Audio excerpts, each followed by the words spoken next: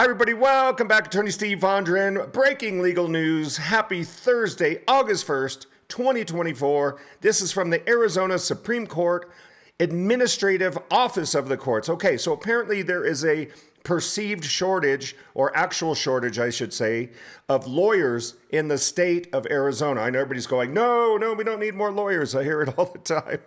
But it appears that we do in the state of Arizona. In addition to being a member of the California Bar, I'm also a member of the Arizona Bar. And so let's take a look at this new rule. If you didn't pass the bar by 10 points or less, there is a new innovative program. Looks like it's going to be in effect here shortly. And that is this. If you do not pass the bar by 10 points or less, there is hope that you can still become an attorney. And that is done by engaging in this Apprentice program, the details of which I will explain here. So there are several states already, like Mexico, Utah, Alabama, Minnesota, and others that already have this similar program in place. There are also states like Oregon and Washington that have a no bar exam requirement. So the legal landscape is really shifting. Arizona, I think, is falling into place with this.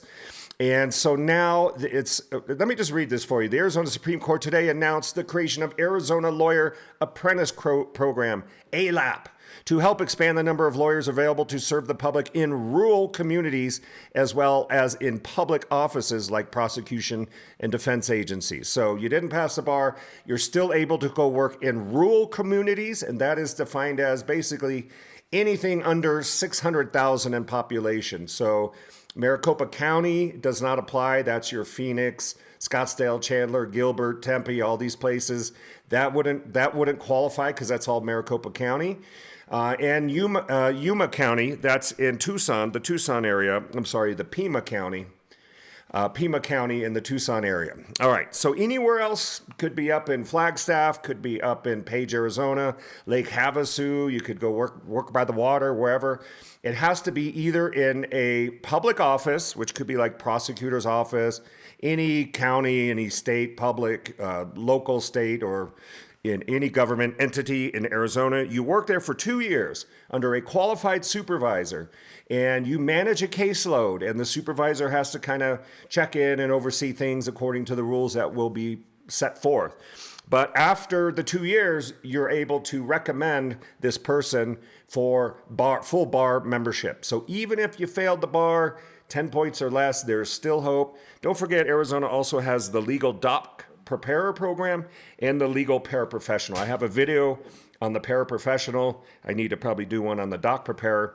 But this is an innovative new program. What do you guys think? Is this a good thing? Is this good to have? Some people say, well, you're going to have people with lesser abilities not being able to pass a bar that are then going to become lawyers. Is this a good thing? Is this a good path to lawyership? Is this going to result in more attorneys, thus reduce fees for other attorneys that did pass a bar? Is this a good thing to promote, as they say, equal access to justice, which I'm a big fan of, equal access to justice? But here we go. Let's take a look. Arizona is not only a real desert, but also a legal desert, said Chief Justice Ann Smith and A. Scott Timmer. Arizona ranks 49th among the states in number of lawyers per capita. So I looked it up. Looks like we're actually at about 18,500 lawyers in Arizona, and I think it's about 4 or 5 million people. Don't quote me, but the ALAP will provide a pathway to licensure for legal professionals who score between 260 and 269, not quite meeting the Arizona's 270 minimum score for full admission. This is under the Uniform Bar Exam, UBE. While the UBE passing score is not being lowered, the Apprentice program will allow aspiring attorneys to practice law for a 2-year period while under direct supervision of a lawyer with at least 5 years' experience. ALAP participants must be employed by a public, as I mentioned, or a private office in a rural area community or in a public law office anywhere in the state. So if you're working for a public defender's office, prosecutor's office, any county, local office, that can be in Maricopa, that can be in Pima. All right. What else do we have? ALAP participants must be employed. We got that. Neighboring states like New Mexico and Utah have a minimum passing score of 260, which negatively impacts our lawyer population. After every exam, we have aspiring lawyers who score in the 260 to 269 range. And I looked up on another site, it estimated that in Arizona, there's about 40 to 80 people per bar exam that are missing out because they're just not quite getting over the bar. We want to keep you in Arizona. The Arizona Supreme Court anticipates the ALAP will help keep lawyers in our state, growing the number of lawyers per capita, closing the access to justice gap, filling empty positions in public law offices, and increasing economic growth. This was issued on, there's your administrative order, issued on July 17th. Establishes the Arizona Lawyer Apprentice Program, outlines the purpose, priorities, qualifications. So there you have it, guys. What do you think? Is this a good thing? Is this going to work?